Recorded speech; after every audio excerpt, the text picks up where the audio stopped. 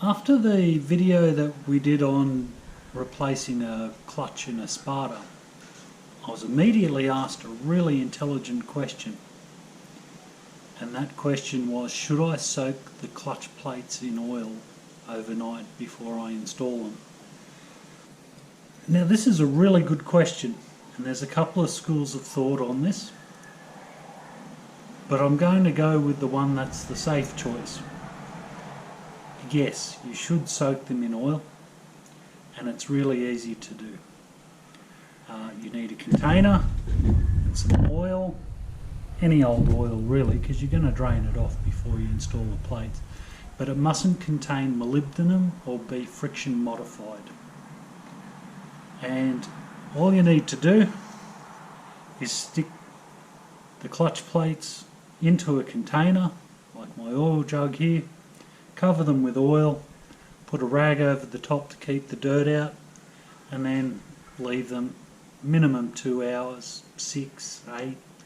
It's just so that the clutch plates can absorb the oil. It is a wet multi-plate clutch, and it will end up with wet plates eventually. So the school of thought is to let them suck up a bit of oil before you put them in there, and this will reduce the initial wear on the clutch and also acclimatise the otherwise dry cork or whatever it's made out of to the presence of the oil. So soaking them is easy.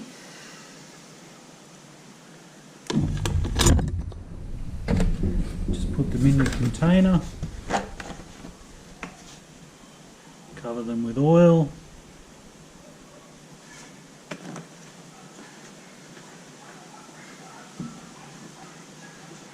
stick your fingers in there and swish it around if you like, but I can guarantee after 6 or 8 hours in there they're going to all be pretty wet.